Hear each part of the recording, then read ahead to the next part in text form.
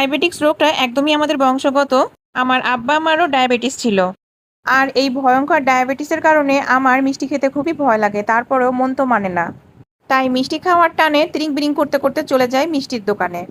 বড় বড় মিষ্টির দোকানগুলোতে আসলে রকমারি মিষ্টি দেখে মাথা যেন আর ঠিক থাকে না। কিছুক্ষণ ছাগলের মতো হাঁ করে তাকিয়ে থাকি কোনটা ধুয়ে কোনটা নিব।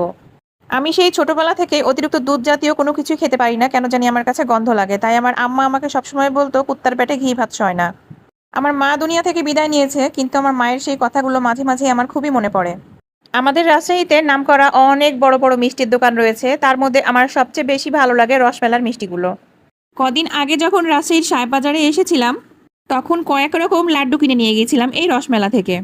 বিশ্বাস করেন গাইস, সেই লাড্ডুগুলো যে এত এত মজা ছিল। আর সেই মজাদার লাড্ডুর নাম ছিল দিল্লিকা লাড্ডু, যেটার কেজি ছিল 300 টাকা। রসমেলার সেই দিল্লিকা লাড্ডু আমার এতটাই ভালো লেগেছিল যে আজকে আমি আবার পুনরায় সেখানে গিয়েছিলাম এই লাড্ডু কেনার জন্য। যারা যারা এখনো দিল্লিকা লাড্ডু খান নাই, তারা একবার হলেও এই লাড্ডুটা ট্রাই করবেন, দেখবেন অসম্ভব মজা। পৃথিবীতে যা কিছু ভালো থাকে সেটা প্রশংসা করতে হয়। আমি জানি আমার এই ভিডিওটা অনেকেই দেখার পরে কমেন্ট করে বলবেন, আপু আপনি তো রসমালাকে প্রমোট করছেন। আসলে তা কিন্তু নয়। আমার কাছে কথা হলো, যেটা ভালো সেটাকে ভালো বলা এবং যেটা খারাপ সেটাকে খারাপ বলাই উচিত। সো ফ্রেন্ডস, সবাইকে অসংখ্য ধন্যবাদ আমার এই ছোট্ট ভিডিওটা দেখার জন্য। সবাই ভালো থাকবেন, আমার জন্য দোয়া করবেন। আল্লাহ হাফেজ।